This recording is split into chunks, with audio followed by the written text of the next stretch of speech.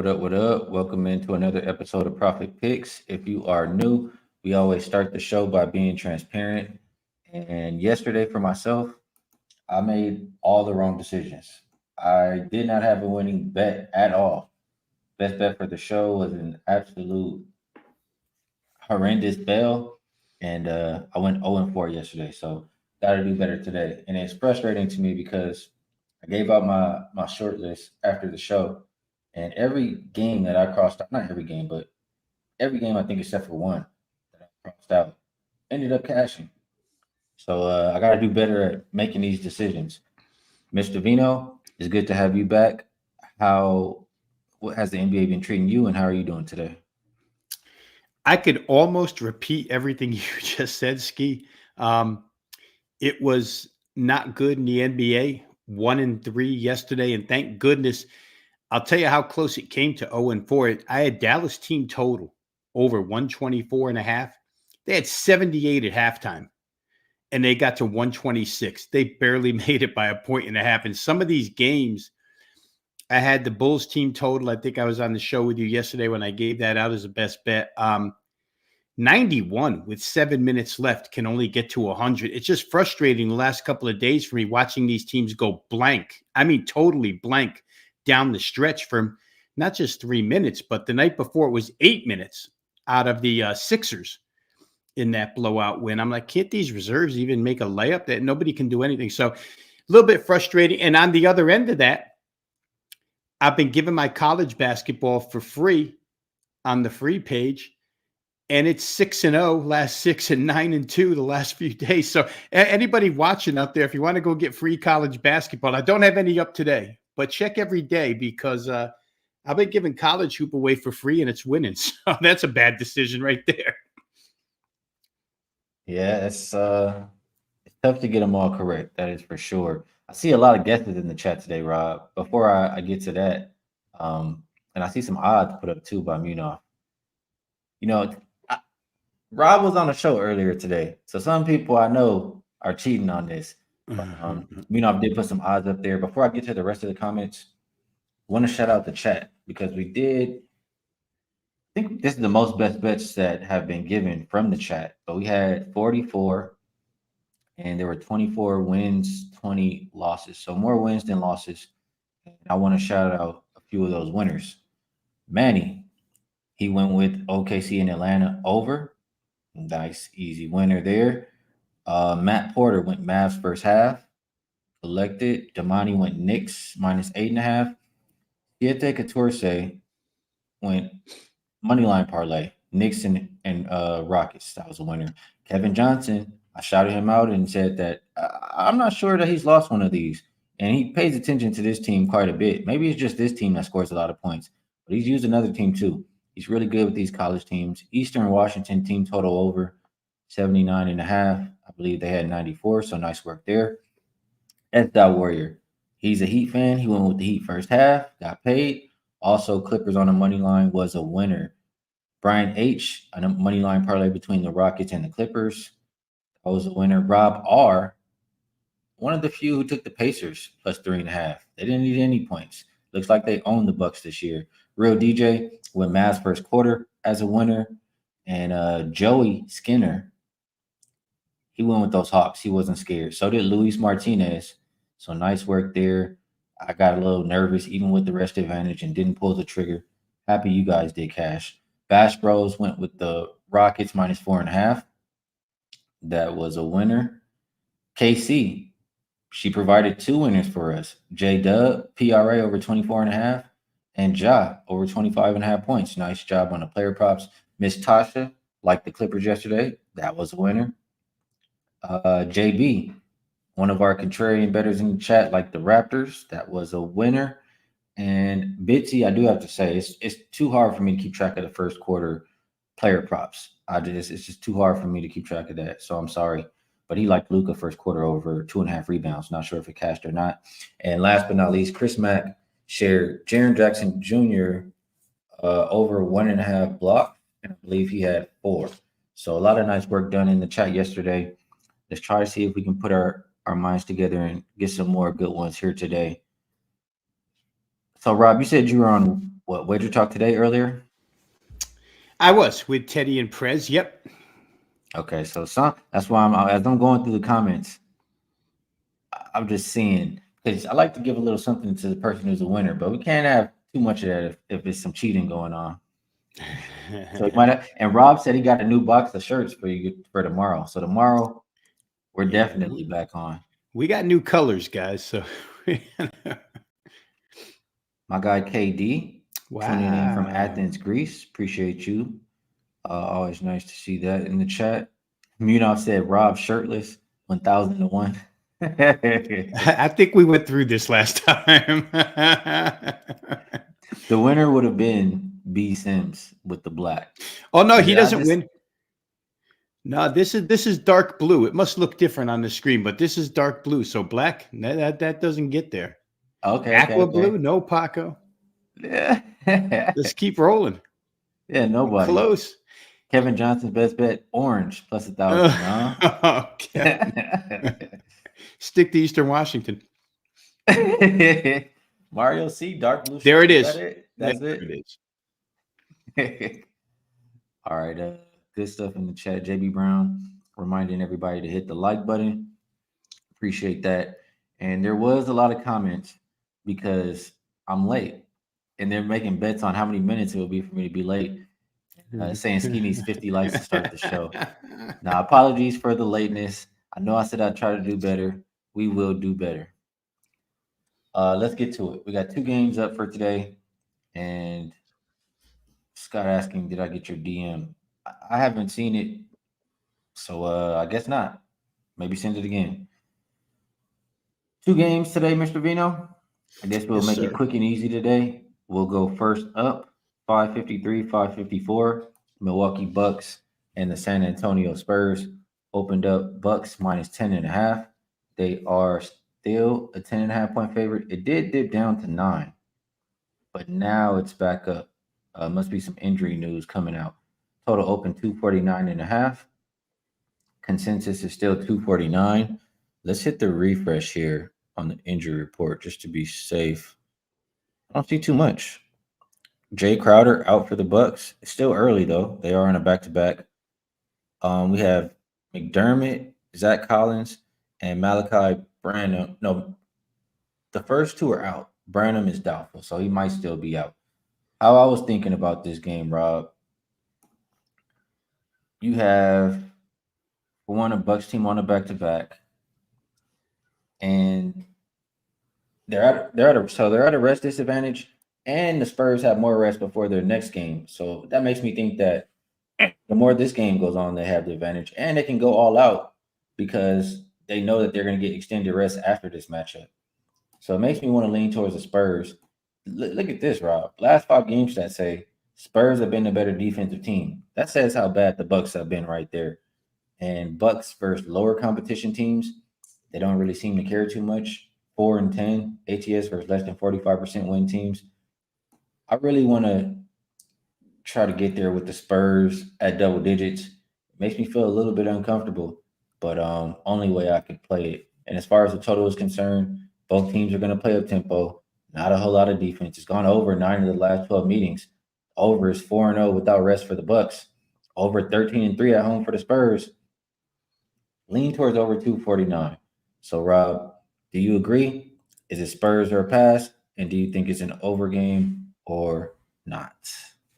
Yeah, I think the original overnight and early morning dip in the line ski was, I think, anticipation that the Bucks were going to rest here. And like you said, we haven't seen that yet. So the line went back up. I don't know if they've gone through shoot around or they're at shoot around and it looks like everybody's there and probably going to play. And that's why the game shot back up from that. And the total shot back up as well, because the total had gone down a little bit too. If Milwaukee's going to play their starters, then I think we want to be on over. Absolutely on over. This would, you quoted the numbers that they have put together total wise in back-to-backs would make sense. And the rest for the Spurs, I think that makes sense. They play little to no defense either, even though they are the better defensive team last 5 games. So that's the way I would look. I mean, Milwaukee shoots 50% last night. They score 130 points, and yet they can't win a game, which I don't know. Like you said earlier, maybe Indiana's just got their number this year because there's no reason for Milwaukee to not be motivated to play that team with everything that's going on this year. Not just the fact that they're losing every game to them 4 out of 5, but, like we said yesterday, with the game ball and with the, Halliburton doing Dame time in one of those games. So I would think if Milwaukee has got their starters on the floor, and the problem with that statement is that we're going to have to wait with the Bucks, right? Because how many times 10 minutes before tip does Giannis decide, probably won't play, Middleton maybe won't play. So it's hard, but for purposes of the show right here, I'm going to say that my strongest lean at this point in time would be over 249. All right, so Rob thinking there would be some points here. See guys in the chat saying Middleton was questionable earlier, and now he's off the injury report. So a good sign if liking that Buck side there, and if you're liking some points. Let's see a couple of these comments here, Rob.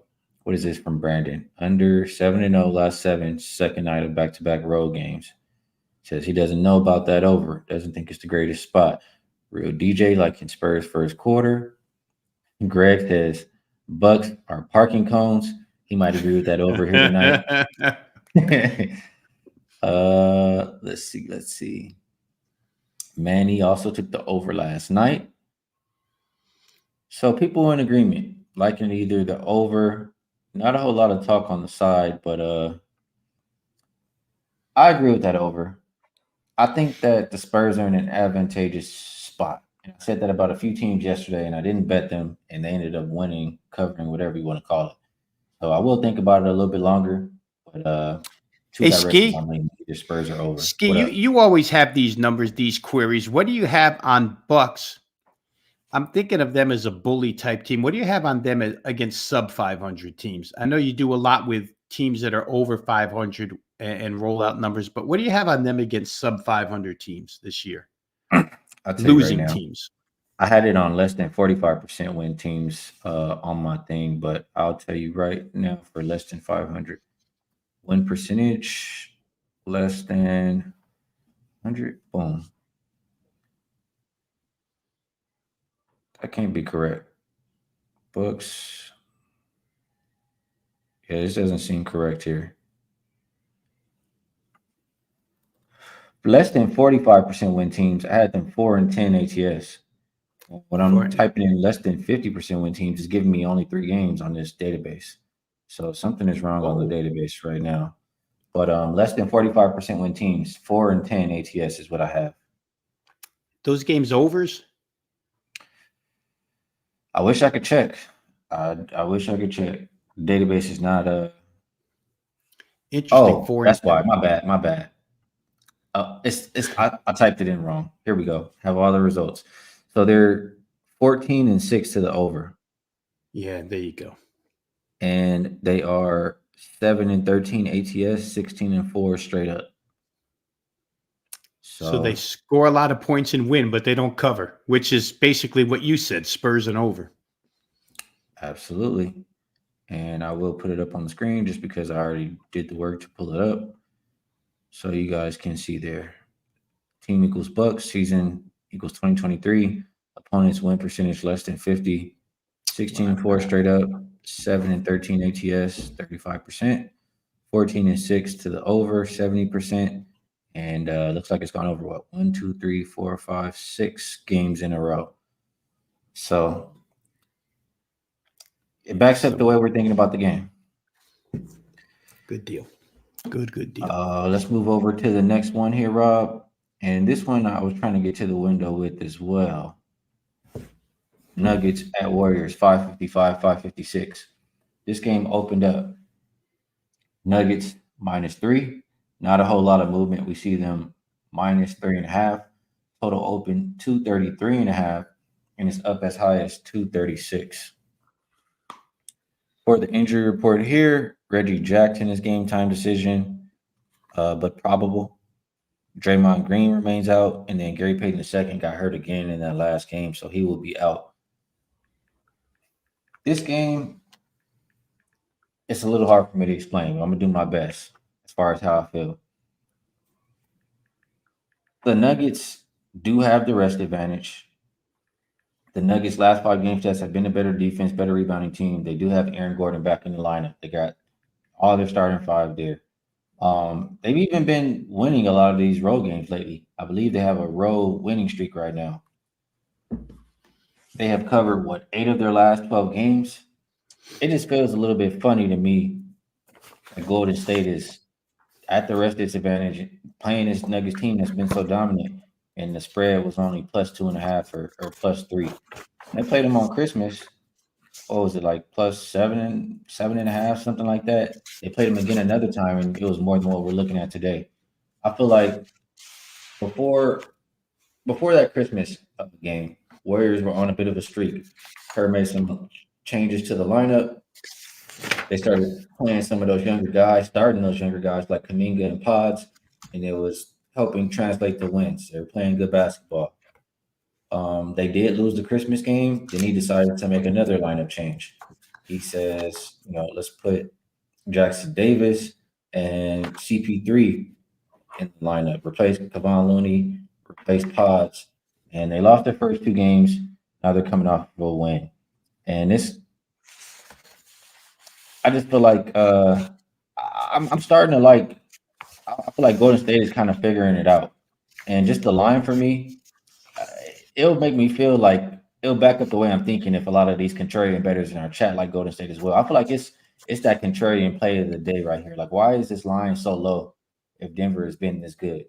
So I do think Golden State is the right side. I know, I'm not explaining it in the best way, but this part of the season, those are the kind of games that are cashing.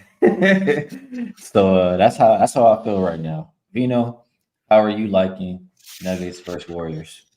All right, I just discussed this with Prez and Teddy as one of the plays, and I'm stepping in territory, Ski, that I told you about a month and a half ago I wasn't going to get involved in this year. But there's too many advantages here for me not to try Denver first quarter. They're minus half a point. I'll go through some numbers quickly.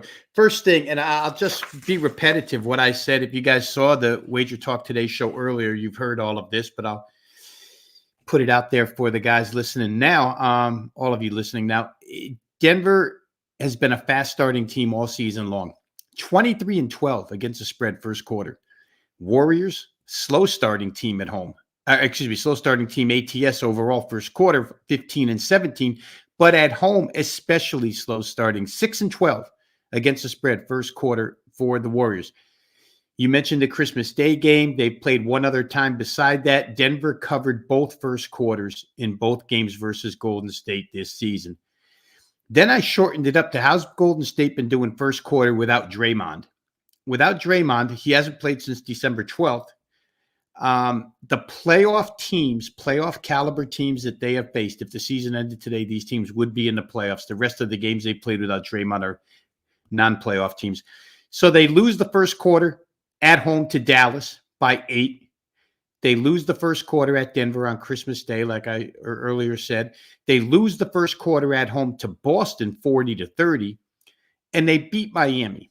So they're 1-3 against the spread first quarter since they've lost Draymond. In the Miami game, I think it needs to be noted that lineup was a shell of the Miami lineup. Miami starters that night were Highsmith, Adebayo, Hero, Jaquez, and RJ Hampton.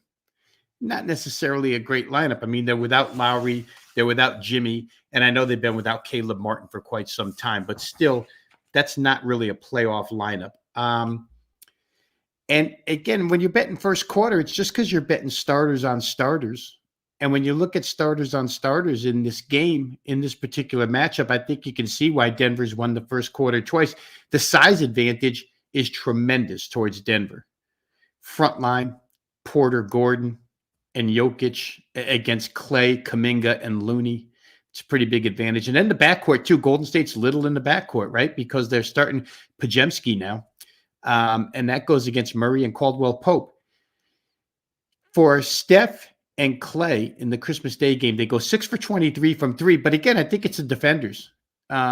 These guys are tough to shoot over. And in Clay's instance, it's Aaron Gordon, which is difficult. This is a single game road trip for the Nuggets, right? They were at home, they go play on the road here, and then they go back home. So I got to believe their motivation and focus in a nationally televised single game road trip will be there for them. I like what Mike Malone said about his team after the last game. Granted, it was against Charlotte. I get it, but Aaron Gordon had come back in that game after the dog bite incident, and he praised his defense. And he said when they're locked in, that defense just creates offense. I think if you're going to play first quarter like I am, Ski, and Teddy asked me this because, he gets that follow-up question. Teddy said, at 16 and 17, don't you think Golden State's a desperate team in this spot? And my response to that, even when I was handicapping this, is Golden State's been desperate for a month. Kerr's been searching for answers for a month, maybe longer, right? What I'm most fearful of when you make that list of assets and liabilities and can I play this game, what I'm most fearful of is that perhaps Clay and Steph and Podziemski come out of the gate and do hit some threes. And then you're probably in trouble. But it's the only way I could play Golden State first quarter. I think the starting lineups totally favor Denver in basically a pick'em situation, just win the game by 1. So that's the route I went. I mean, I don't want to play Denver full game. I don't want to play Denver first half because I like Golden State's bench better now that Wiggins has been on the bench. I think it's a little bit stronger. So, yeah, I go first quarter Denver minus half a point. And I understand that Denver first quarter has been really strong all year. Denver is a very top-heavy team, one of the best starting lineups in the league. And as far as Golden State, I know they have changed their lineups around a bit, and some of those bench guys are now starting. But it's usually the bench that has been doing the heavy lifting for Golden State and having them playing a lot better. So maybe get in before a lot of those guys get in and out before a lot of those guys come in the game. Makes a lot of sense for me for that Nuggets first quarter. I would, hearing you versus Teddy, I agree with both of you guys, but my opinion on what the difference is, yes, Kerr has been, saying these things for a while and they've been searching for a while, but he didn't find any answers. He was just throwing the same guys out there, just kind of seeing if they can figure it out. Now it seems like he's found a little bit of an answer going with the younger guys and throwing some of them into that starting lineup.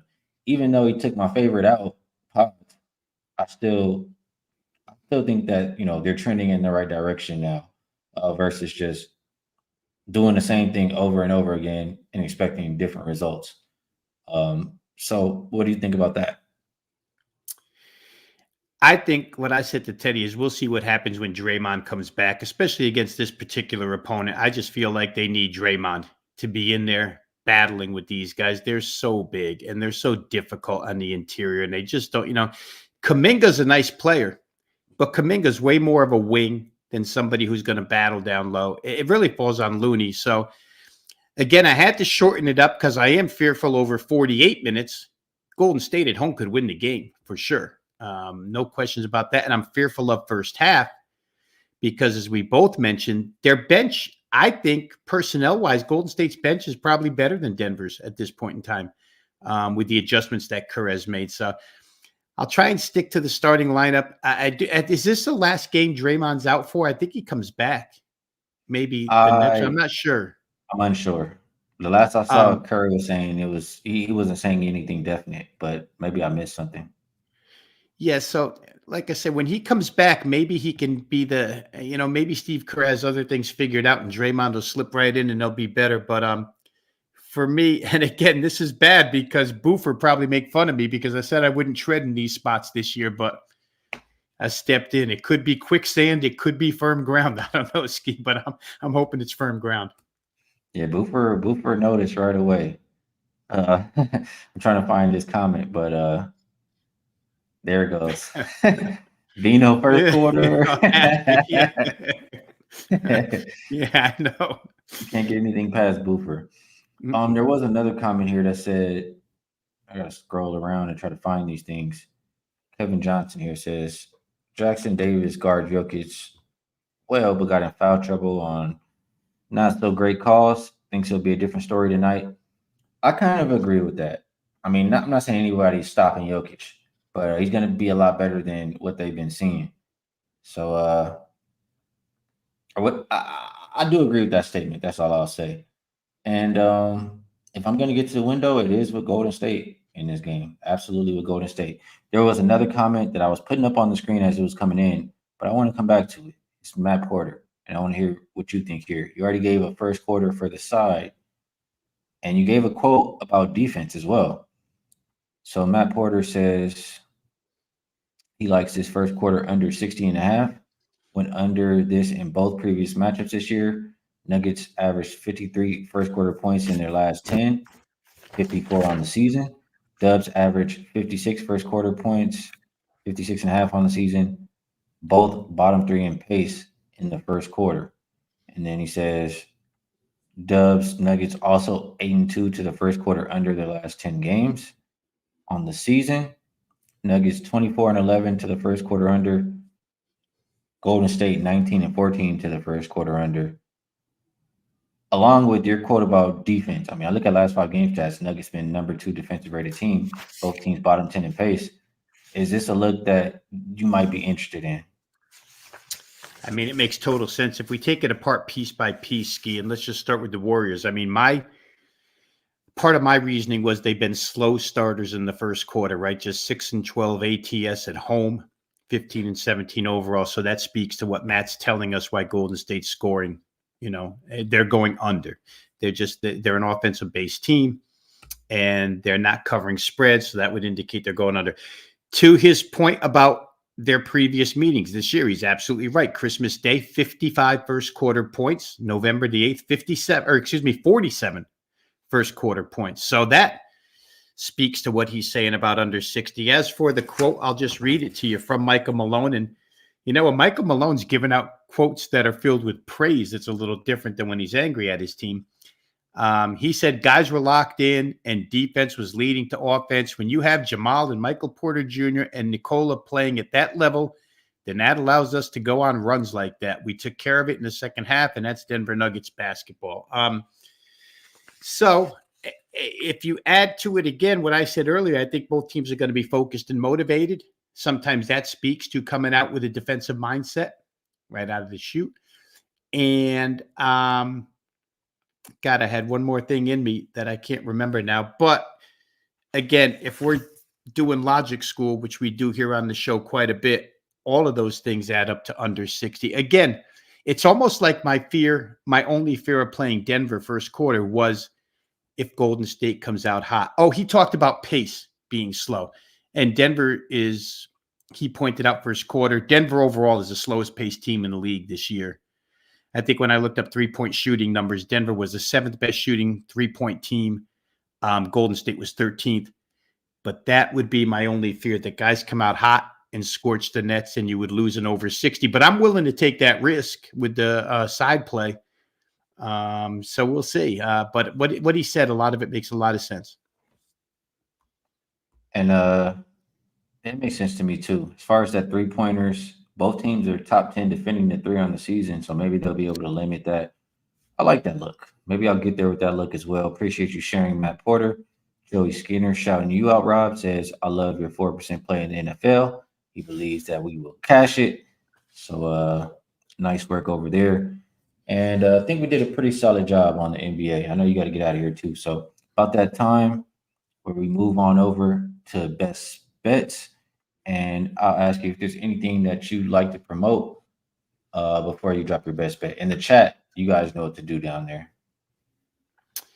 All right, so let's go to, promoting where both of our work can be found. That's wagertalk.com. Go to wagertalk.com. And I say this all the time, but guys, I don't just say it, for the heck of saying it. If you're looking for free video analysis, like you see when Ski puts his show on every single day, same thing can be found over at Wager Talk on multiple sports. They cover NBA, NFL, college football, hockey, you name it, they've got it. I know Andy Lang, Ski, sometimes he makes me laugh. I mean, he's got to play on English darts, for goodness sakes. But they cover it over there. And if you put your email address in, just go over there, put your email address in, you get free access to all the video work we do, over there. There's 30 of us. And I could vouch for all these handicappers. They're all good at what they do. So go ahead and drop your email address in and get that free access. If you're interested in selection packages, and I shout you out, Joey, thank you very much for, backing me on that 4% play. But we do have, I didn't have a 5% play the entire month of December. I think the last one I had was late November. But I do have one for this weekend in the NFL. It's up and available right now. And for those of you who don't know, Wagertalk's rating system, 5% is as high as they let us go with a percentage of bankroll for clients. So it's my highest rated play in quite some time. You can find that over on my homepage at wagertalk.com. So with that being done, let's go to the best bet. I mean, we just hashed that game out quite a bit, but I'm going to give you what I bet. And that was Denver first quarter, minus -0.5 point. I just think for all the reasons that we've listed a couple of times now, that Denver's probably the right way. Don't know that that's the way the game outcome will fall, full game, but I do like Denver first quarter, -0.5. And again, be wary. I said I wouldn't do this year, but I found a spot where I think I can do it and get away with it. Hey, I saw them. Sign of a good handicapper. If you feel one way and you can change up after you found, something different that might have caught your attention. You don't got to be stubborn. You don't got to be one way. Things can change, and it's all right for you to take a first quarter here on the show, Mr. Veno. I am throwing up some of these best bets on the screen. I appreciate all of you putting them in. Only rule is less than 3, so 2 or less. And if you could please put the number. So I will continue putting these up on the screen. As far as what Rob said, the link to both of our profiles is in the link to the description of the video. And I didn't make this bet yet, but I am going to put it in. A matter of how many units am I going to eventually put on it, that is to be determined.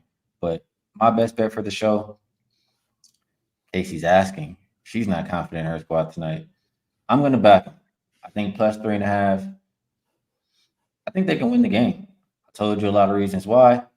And Warriors +3.5 is what I will rock with for my best bet for the show.